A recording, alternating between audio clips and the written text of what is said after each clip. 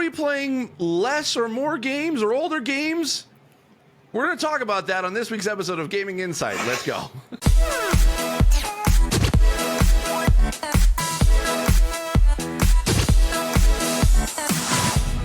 Hello and welcome to Gaming Insight with me, Steve Saylor. The show where basically for a weekly show where every week we talk about a news story for about 30-ish minutes and kind of give the bigger context or insight to that news story. And I always have a guest on to talk about that. And this guest is one of my favorite people in the world. We have Amanda Farough. Hello, Amanda. How are you?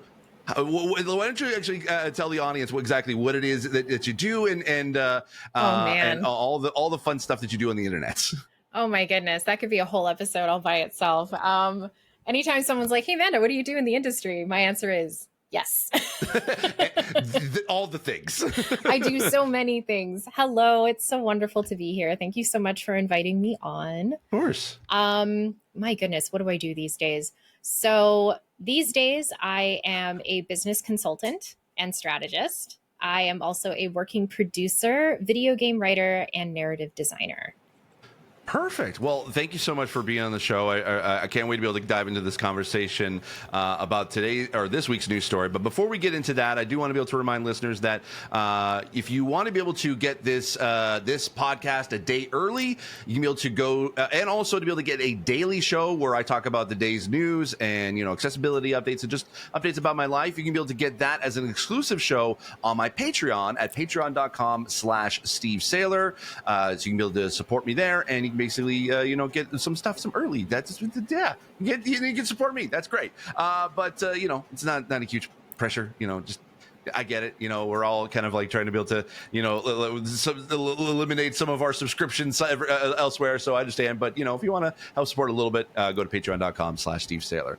Okay, Amanda, so I've got this article, I saw that this week from VGC, and it was basically the headline is, consumers were mostly playing older games in 2023, and that was from a report from NewZoo, where they basically indicated that like 60% of playtime went to 6-year-old or older games, and I talked a little bit about it actually on my the daily Patreon show, but I kind of went a little bit into that chart that they basically put out of the game rankings over the monthly active users for like showing the top 10 of all platforms, including PC. And looking at it, there was like barely any games that were released within 2023 in that top 10 list, and the average age of these games are like 6 years or older. You actually have looked through the NewZoo article report itself. I did. What are your thoughts on this? Is it true? Are we kind of like just not really playing newer games anymore? Or are we just kind of going into our like habits of like, hey, I like this game, I'm going to stick with it, and that's all I'm going to play? So I think that the answer to that is really nuanced, because there's a lot to consider with regards to how players are spending their time, and a lot of it has to do with there are a ton of titles out there that are live service titles, right? I took a look through the report itself, and there were, in terms of like even just new game revenue, so that's new games that are bringing in new revenues from players, there were 17 titles that pulled down 59% of total revenue in the game industry. 59%. So these titles, these live service titles are the ones that are really starting to, there are entrenched pieces, right? So if we look at the pieces of these older games that players have been investing in, a lot of them are live service games. They've been around for a long time.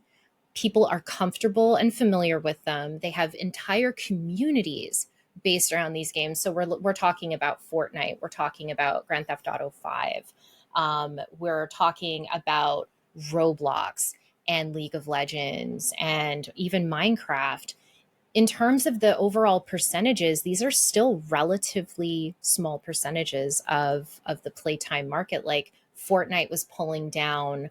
Oh, hold on. I was looking at the wrong thing. Sorry, my apologies. But for the most part, these are entrenched games. They haven't gone anywhere, and they've built entire communities around it within content creation, within, creating digital playgrounds, which is one of the things that I tend to write about, is that's where kids are spending their time. They're spending their time in these digital spaces, their third spaces, as opposed to going to, like, remember when we were kids, we used to go to the mall? Remember the mall? Yeah. I love the mall.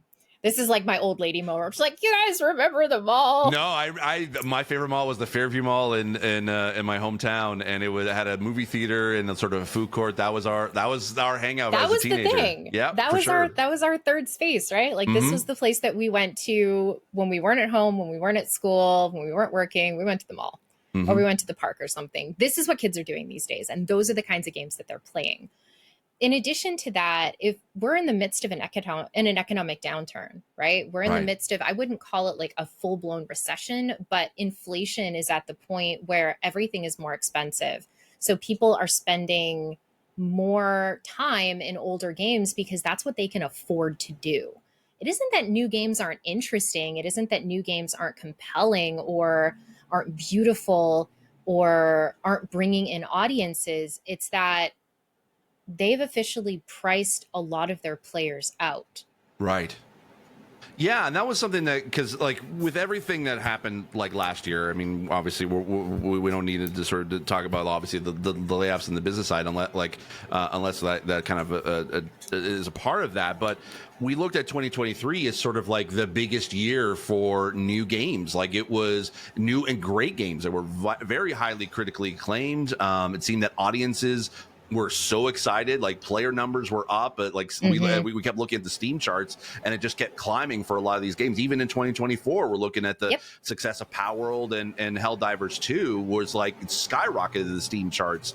And yet when we actually look at the full data, they barely even make a blip. I think probably I saw like 2 or 3 games that were just within the past year that were in that report alone for at least for 2023 that were new. And I think like Starfield was kind of like, it was just lucky enough to crack the top 10 on Xbox, and you would think that would have been the biggest game for that, but no, it was Fortnite, it was Call of Duty, it was Roblox, and like Nintendo was kind of the only outlier because it's Nintendo, but Nintendo's gonna Nintendo. Exactly, I mean, we can't even factor Nintendo into a lot of conversations on the business side anyway, because like we don't know. We don't know. A lot of their stuff is obfuscated too. We only know their physical sales. They don't report digital sales unless it's in their quarterly and annual reports. But the thing that I found the most interesting is that if we're talking about new games that came out last year, according to this NewZoo report,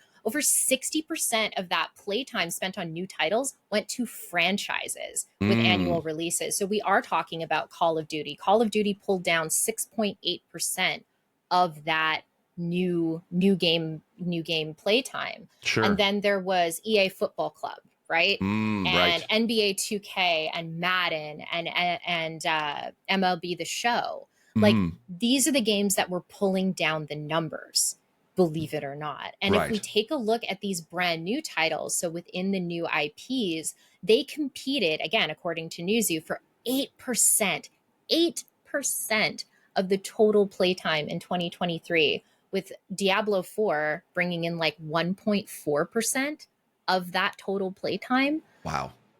Hogwarts Legacy, Baldur's Gate 3 brought in 0.6%. No way, really? I know. That shocked me too, considering how much it lit the internet on fire. Yeah. And then Elden Ring was in that 0.3 and Starfield was in 0.3 as well. Wow. And Elden Ring didn't even come out last year.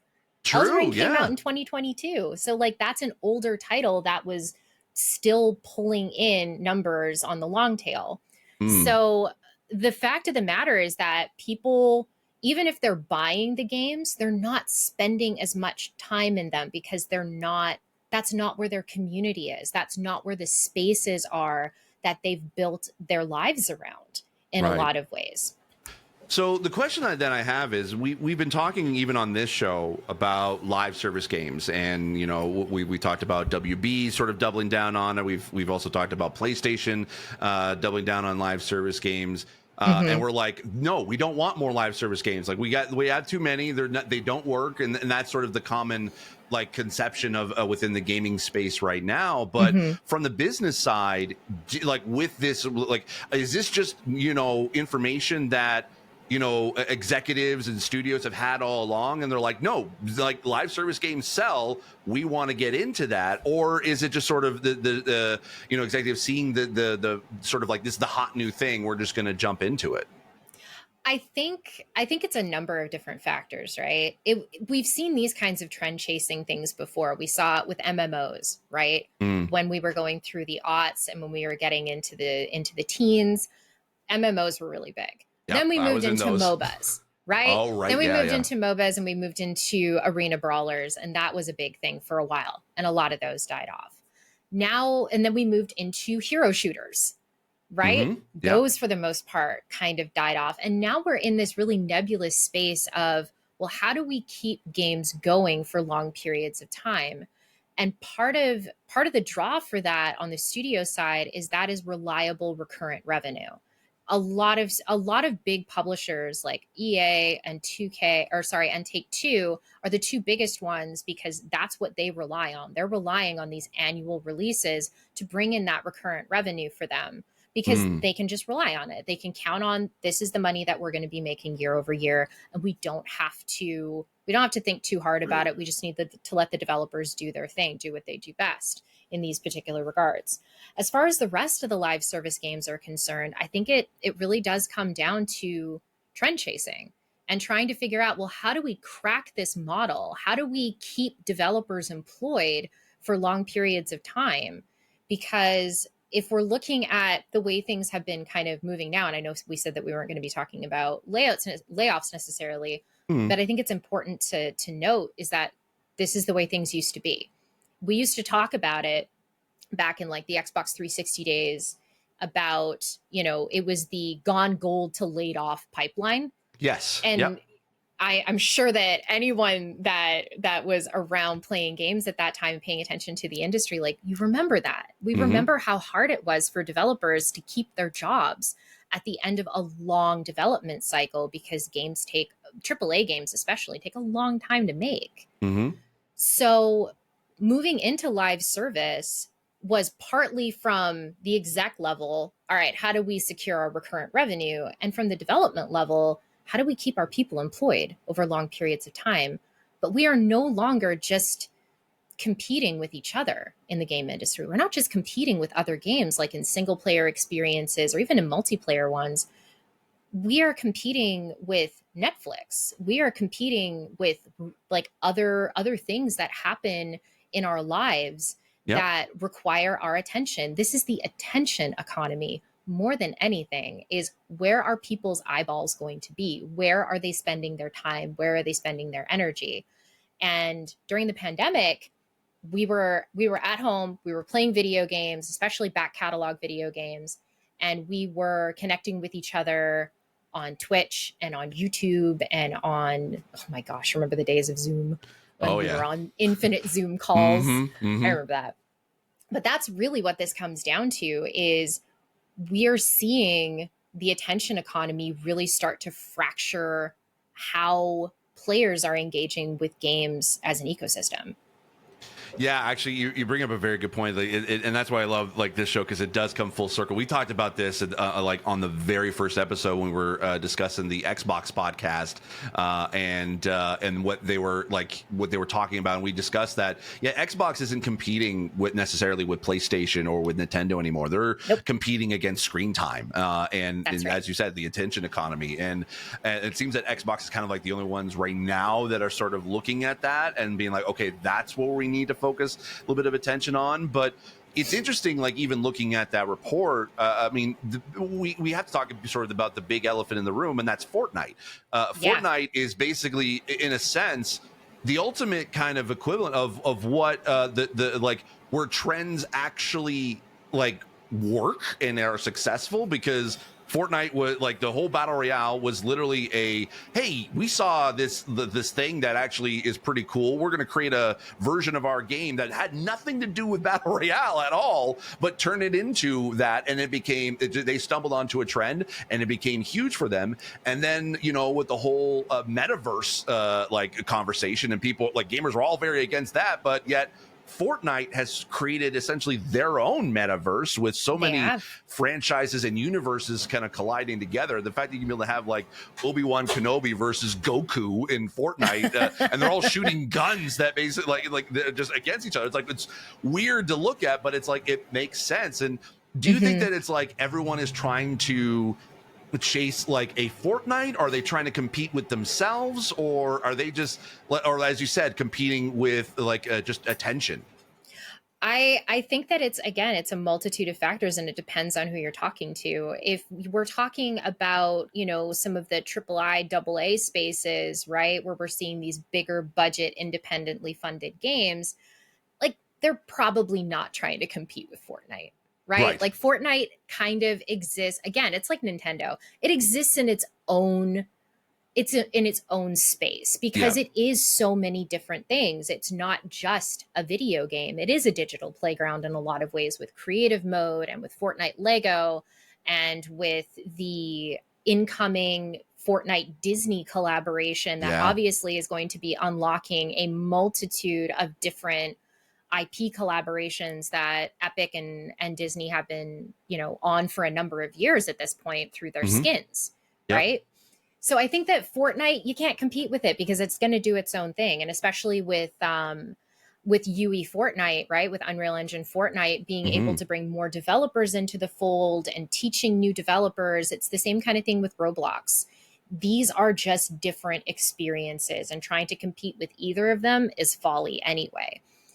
The larger AAA folks are trying to figure out how they fit into that whole sphere of influence. Can they crack into the Fortnite medium? And chances are no, because that's entrenched. Fortnite's been around since 2017, and it is proven that even when it takes those gameplay dips, even when it takes the dips in people's consciousness, it's still ever present. It's gonna be there. And it's proven that it can hold on over time. It has concerts with Lady Gaga. Yes. What? Yep.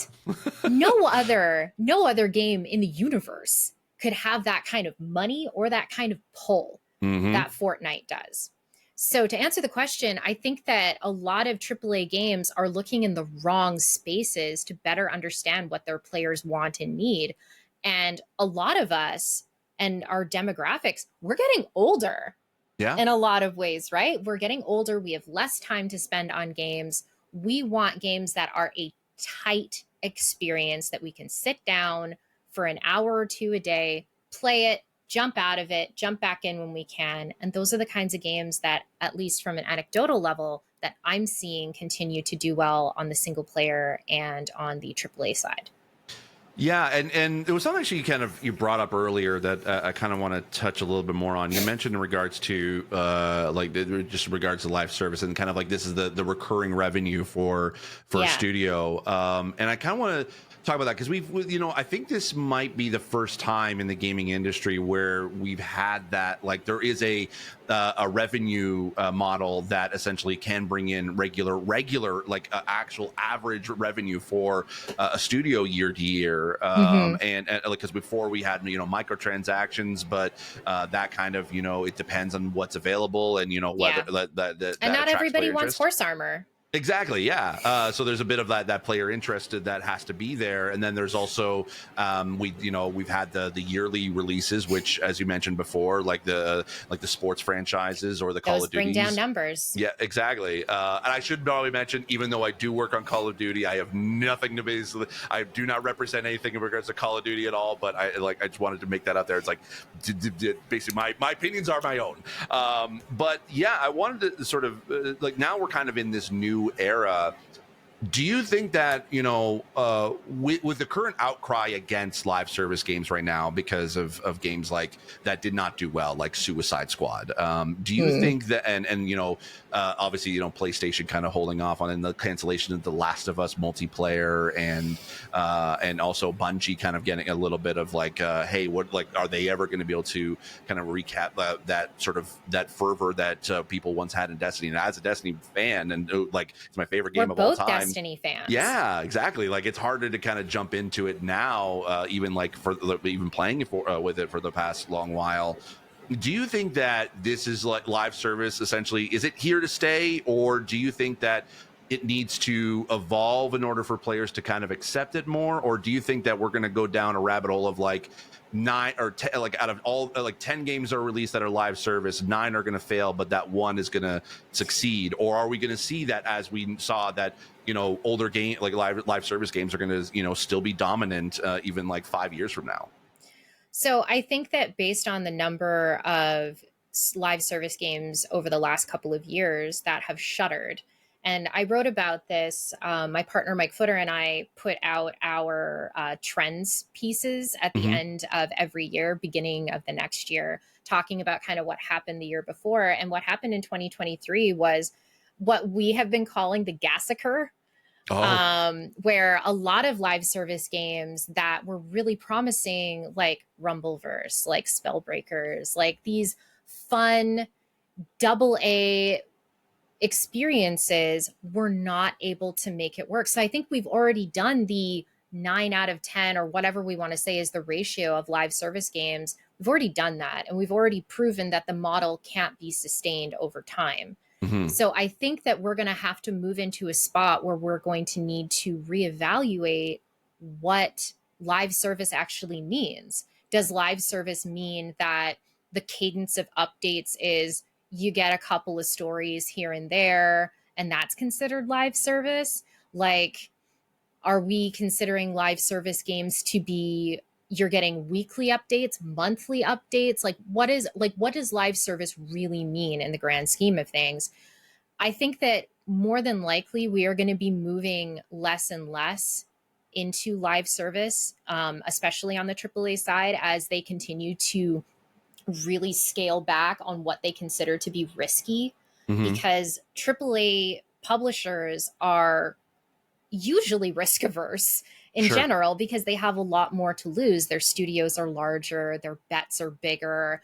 And if those bets fail, like with regards to Suicide Squad, those are really, really big losses, and people lose their jobs, and people and people are at the heart of what make this industry go.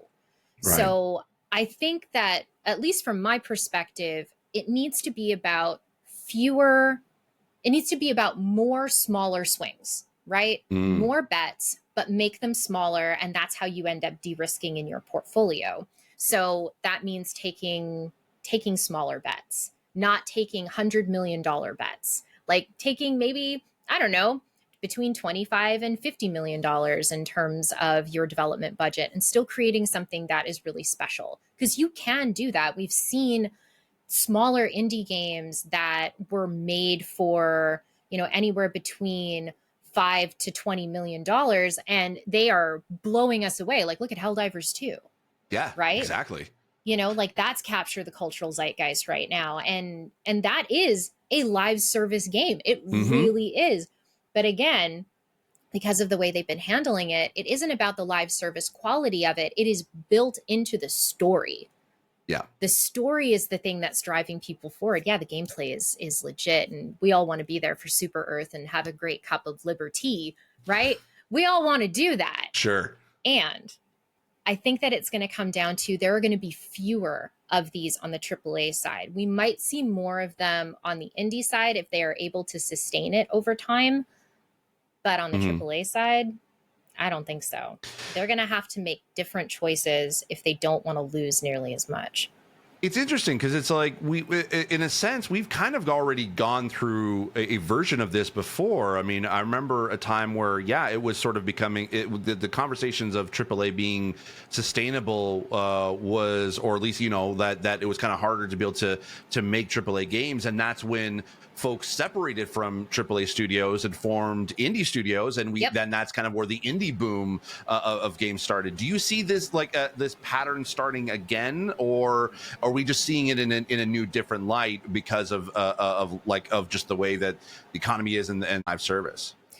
I think that it's a much more nuanced conversation than that this time around, because it's not just about AAA budgets or just about, you know, live service games. It's about, there was an enormous boom in the game industry during the pandemic. And we have rightfully gotten back into a spot where, you know, yes, we are still dealing with COVID but it's become endemic. It is now part of what we have to deal with, which I will not go into my feelings about this on your show. You can find me on like social if you want to talk about this. But I think it really does come down to, there was a lot of optimism in 2021 and then into the first part of 2022 about what gaming could be as a result of more eyeballs and more investment in the game industry.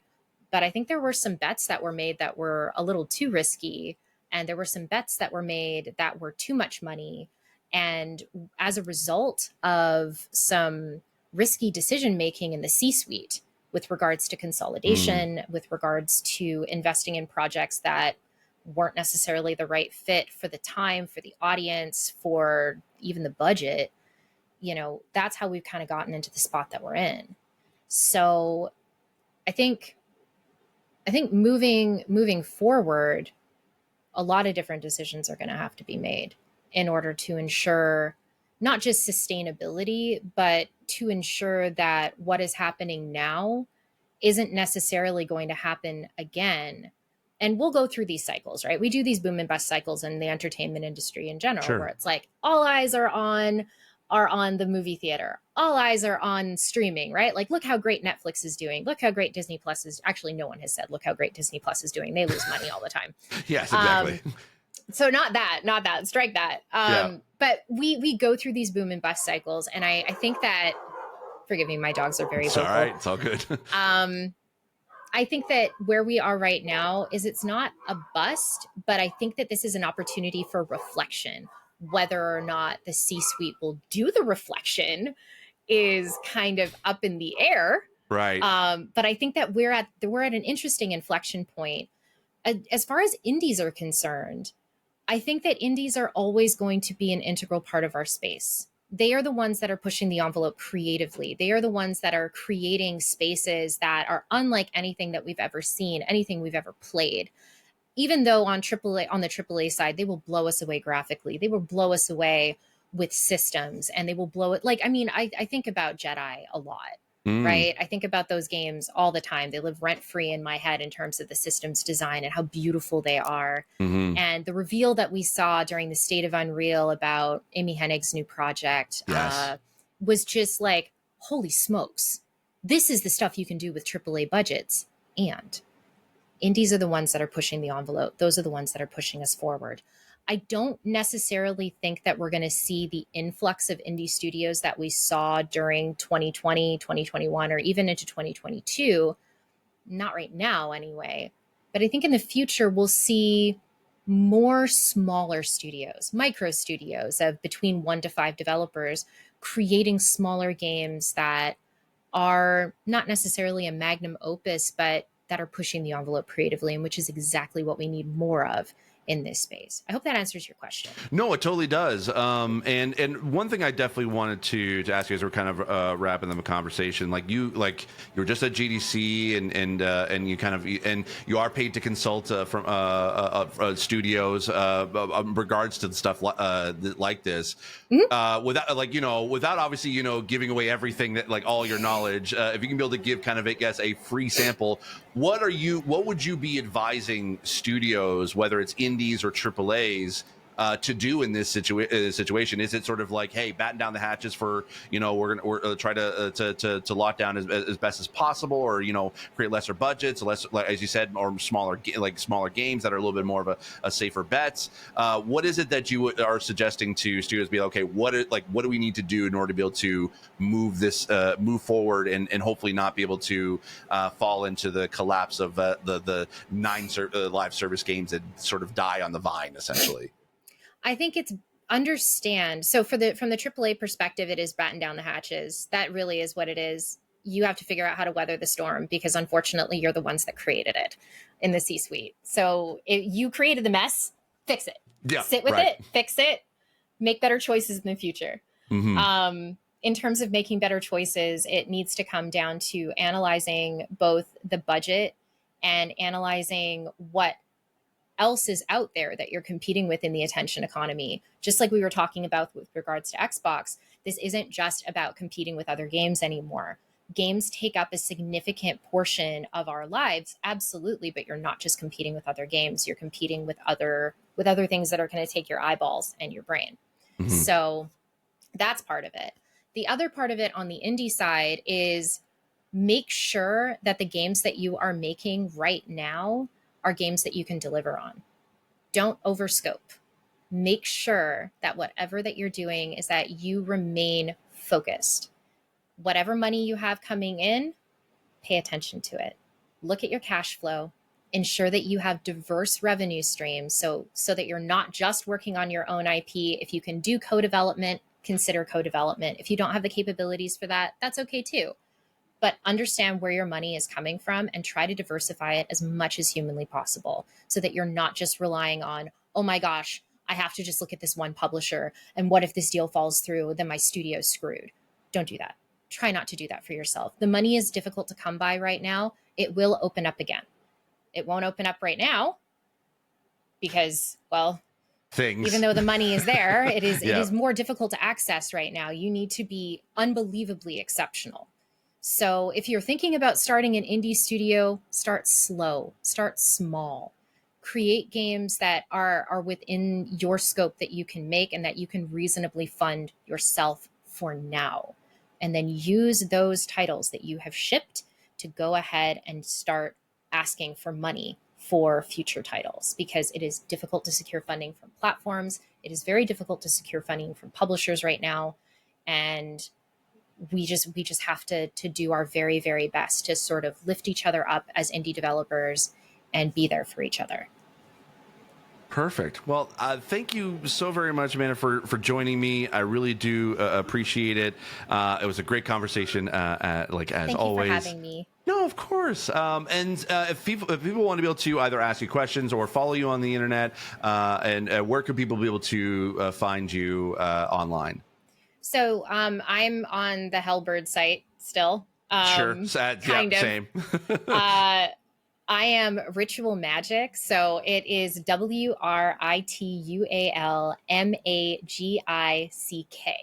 That is me. You can also connect with me on LinkedIn. I'm there sometimes. I'm not there a ton.